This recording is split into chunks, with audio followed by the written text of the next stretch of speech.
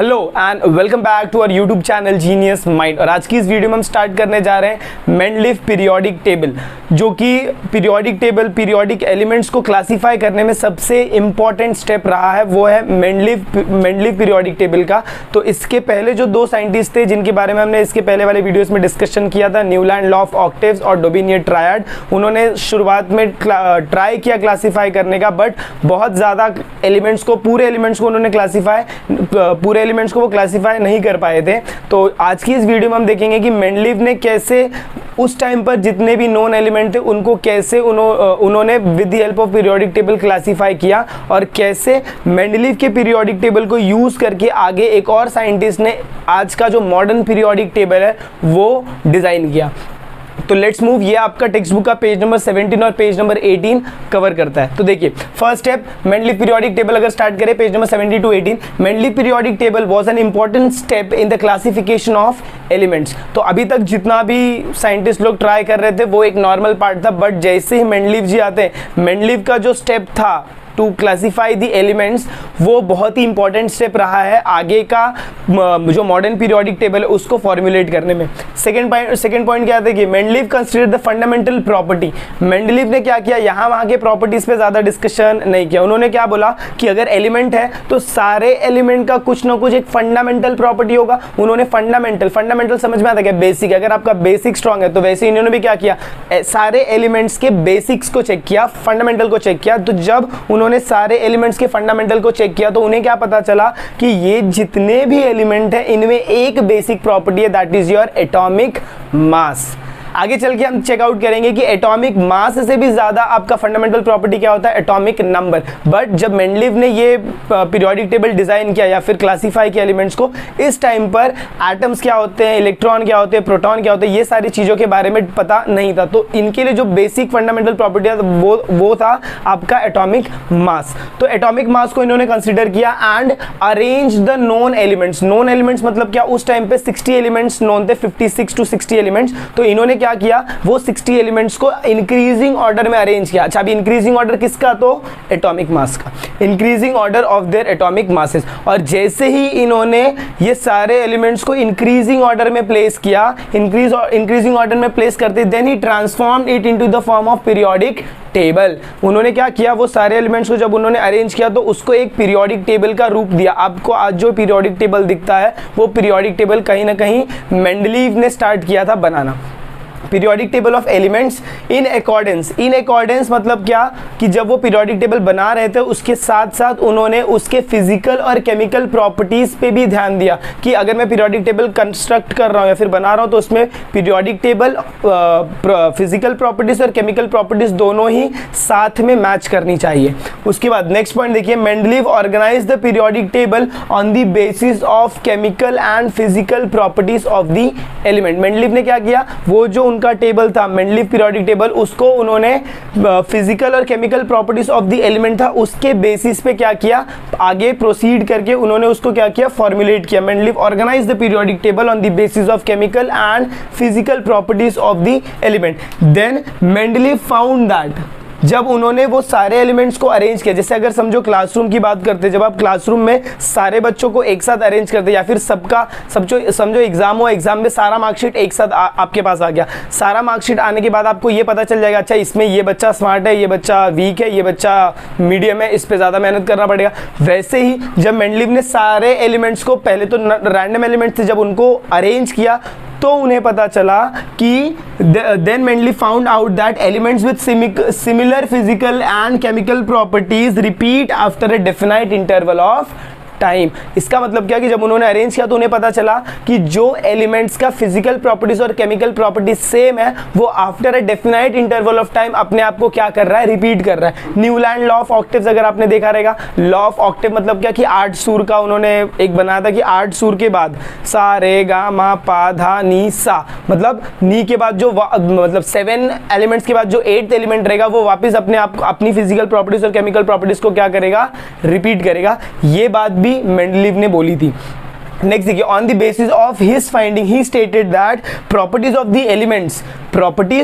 Elements are the periodic functions. Periodic functions मतलब क्या? Periodic classification जब चैप्टर स्टार्ट किया था तभी बताया था कि इसमें पीरियोडिक का मतलब क्या है कि after a definite interval of time ये जो एटॉमिक मासेस है, जो फिजिकल प्रॉपर्टीज है, जो केमिकल प्रॉपर्टीज है, वो सारी properties after a definite interval of time किसी ना किसी एक एलिमेंट्स की क्या होंगी? रिपीट होंगी। मतलब तो अगर समझो मैंने पीरियोडिक टेबल में एलिमेंट्स को अरेंज किया तो 1 to 7 एलिमेंट्स अरेंज किया, तो जो 8th एलिमेंट होगा वो उस एलिमेंट का जो फिजिकल प्रॉपर्टीज, केमिकल प्रॉपर्टीज रहेंगे और एटॉमिक मासेस रहेंगे वो कहीं ना कहीं फर्स्ट एलिमेंट के जैसा रहेगा। इससे आप बोलते हो periodic functions of their atomic masses. इतना सारा सेक्शंस देखने के बाद मेंडलीव के पीरियोडिक टेबल से आपको इतनी सारे पॉइंट्स मिलेंगे। आपको अगर एग्जाम में पूछा जाता है right a short note on Mendeleev periodic table, तो आपको सिर्फ इतना ही लिखना है। नोट्स के साथ साथ आपको एक्सप्लेनेशन यहाँ पर मिल रहा है। तो ये वाला पार्ट हमारा हो गया मेंडलीव पीरियोडिक टेबल। अब हम चेकआउट करेंगे कि demerits of Mendeleev periodic table क्या होता है। उसके डीमेरिट्स बोल रहा हूँ, merits of the Mendeleev periodic table पहले चेकआउट करेंगे, फिर उसके बाद आएगा आपका demerits of Mendeleev periodic table. ये पार्ट कंप्लीट होने के बाद फिर हम स्टार्ट करेंगे मॉडर्न पीरियोडिक टेबल। तो चलिए स्टार्ट करते हैं merits of Mendeleev periodic table. तो चलिए देखते हैं अब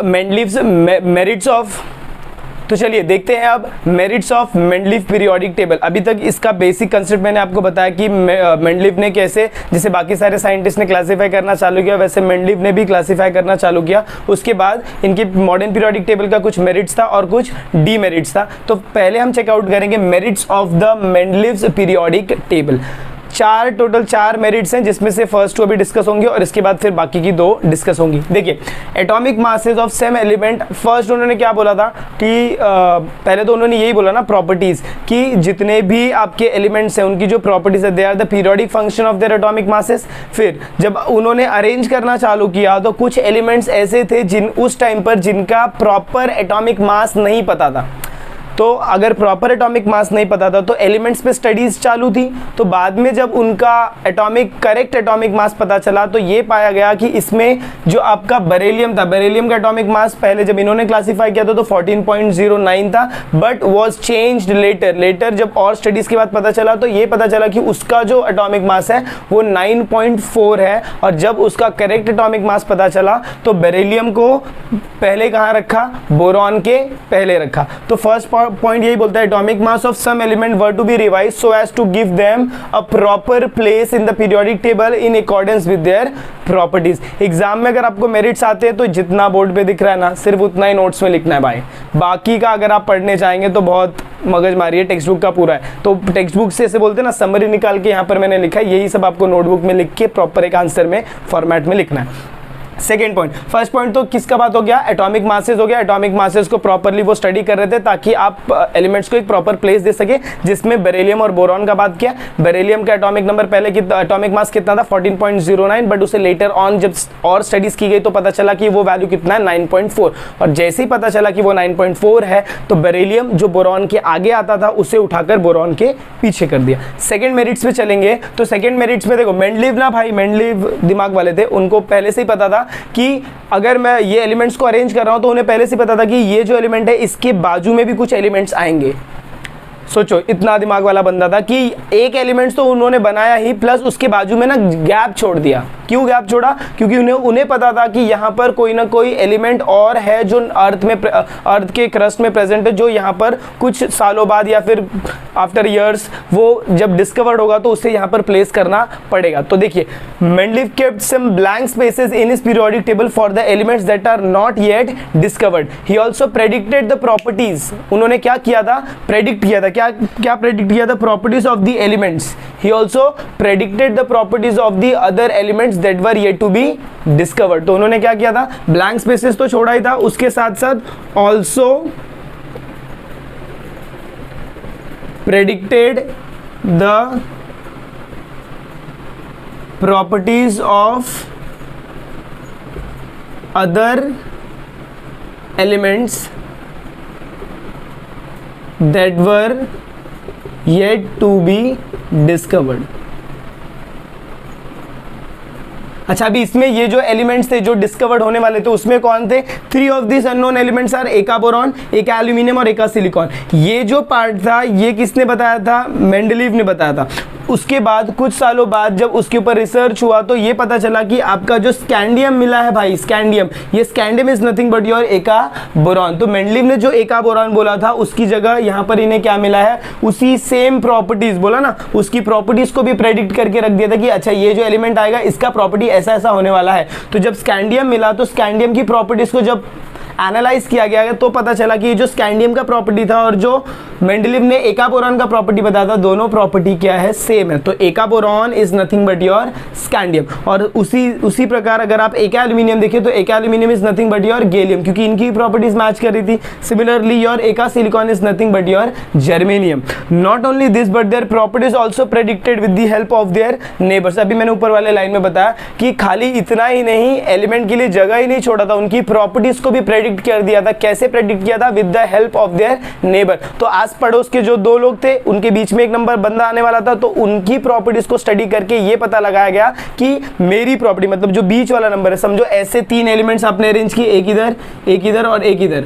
तो ये एलिमेंट ए, ये एलिमेंट बी, ये एलिमेंट सी। तो एलिमेंट ए और एलिमेंट सी को स्टडी करने के बाद उन्होंने क्या, किसका प्रॉपर्टी का पता लगाया, एलिमेंट बी, इसके प्रॉपर्टीज का उन्होंने क्या किया था, प्रेडिक्शन मतलब पहले से ही अंदाजा लगा। और बाद में जब एलिमेंट्स मिले तो जब इनके साथ इनको मैच किया गया तो ये 3 एलिमेंट हमको नाम देखने को मिलते हैं। Last point, properties of this element match well. अच्छा, ये जो प्रॉपर्टीज हमको मिली थी, ये जो एलिमेंट्स मिले थे, इनकी जो प्रॉपर्टीज थी, this properties match well with the Mendeleev's predicted properties. Mendeleev ने जो प्रॉपर्टीज को प्रेडिक्ट किया था उसके साथ इनकी प्रॉपर्टीज परफेक्टली मैच कर रही थी। तो इसीलिए इनके नाम को, एका बोरॉन को स्कैंडियम कर दिया, एका एल्यूमिनियम को गैलियम कर दिया और एका सिलिकॉन को क्या कर दिया, जर्मेनियम।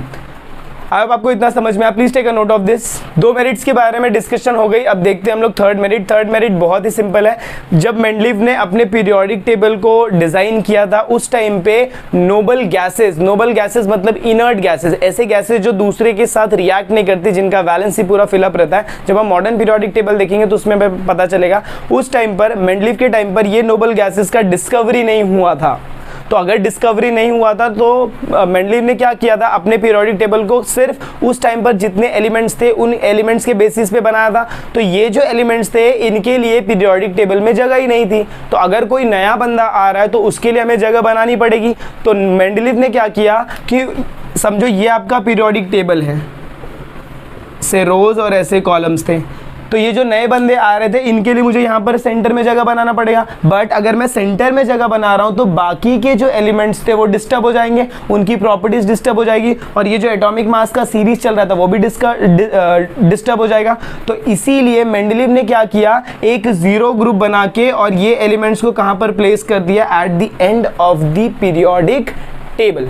तो देखिए फर्स्ट प्रॉपर्टी क्या, फर्स्ट लाइन क्या बोलता है, there was no place reserve for the noble gases in Mendeleev periodic table. तो मेंडलीव का जो पीरियोडिक टेबल था उसमें नोबल गैसेस के लिए कोई भी जगह रिजर्व करके नहीं रखी थी। क्यों? क्योंकि पहले से नहीं पता था कि ऐसे कुछ गैसेस भी होंगे जो आगे चल के डिस्कवर्ड होंगे। आगे, however when noble gases such as helium, neon, argon were discovered at the end of the 19th century, तो 19th century के एंड में आपको ये गैसेस डिस्कवर होते हुए दिखाई देंगे। मेंडलीव क्रिएटेड, तो मेंडलीव को जैसे ही पता चलता है कि ऐसे गैसेस डिस्कवर हो रहे हैं और अगर मैं इनको पीरियोडिक टेबल के सेंटर में रखता हूँ तो मेरा पूरा पीरियोडिक टेबल क्या हो जाएगा, डिस्टर्ब हो जाएगा। तो उन्होंने क्या किया, ये सारे जो गैसेस थे इनका एक अलग से ग्रुप बना दिया जिसे उन्होंने नाम दे दिया क्या, जीरो ग्रुप। और ये जीरो ग्रुप में आपके सारे के सारे गैसेस वेरी वेल फिटेड हो गए। अच्छा, ये गैसेस क्यों फिटेड हो गए? क्यों? क्योंकि ये इनर्ट गैसेस थे। इनर्ट गैसेस मतलब क्या, कि ये ना ही तो किसी के साथ रिएक्ट करेंगे, और मतलब ना ही तो किसी को इलेक्ट्रॉन देंगे और ना ही तो किसी से इलेक्ट्रॉन लेंगे। अच्छा, अगर इलेक्ट्रॉन लेंगे नहीं, इलेक्ट्रॉन देंगे नहीं, तो इनको पीरियोडिक टेबल में कहीं पर भी रखो ना, कुछ फर्क नहीं पड़ता है। इसीलिए कहाँ पर रखना ठीक पड़ा उनको, to the right hand side corner में। राइट हैंड साइड कॉर्नर में उन्होंने कहाँ पर उन्होंने क्या किया, वहां पर आपका